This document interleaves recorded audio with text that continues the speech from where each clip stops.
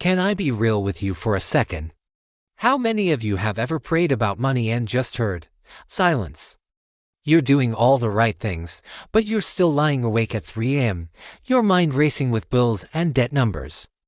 Well, get this, a Lifeway research study found that a staggering 78% of Christians say they worry about their finances. 78%.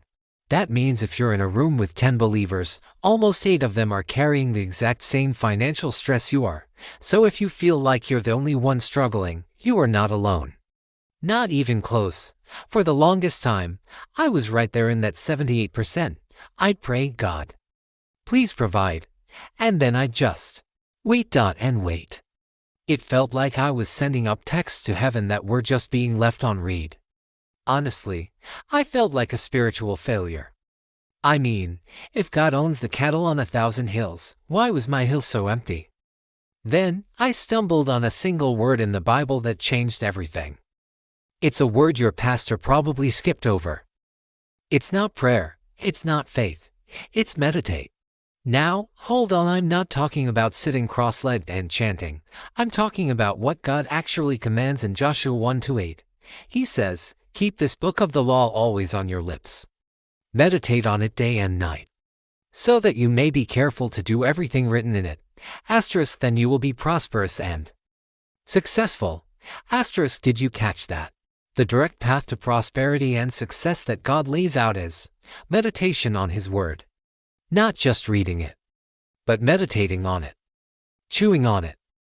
The Hebrew word is hag. It literally means to mutter, to utter, to speak under your breath. It's an active thing.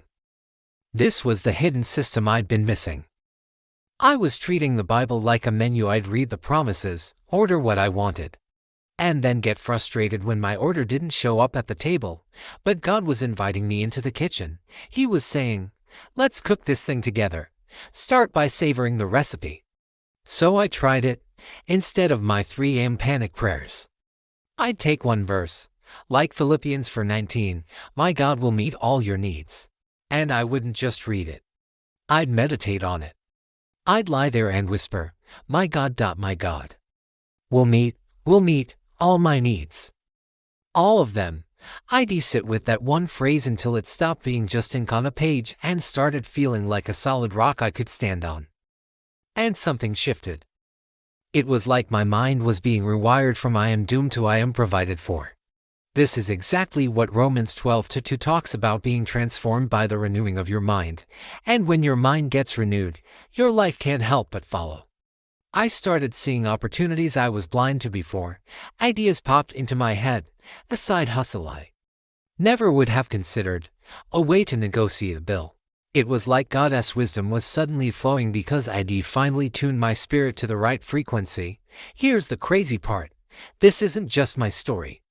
A viewer named Mark told me he started meditating on Deuteronomy 8:18. God gives you the ability to produce wealth for just 5 minutes a day. Within 90 days, he landed a contract that paid off his entire $15,000 credit card debt. Coincidence? Or a biblical principle in action? So, here's my challenge to you.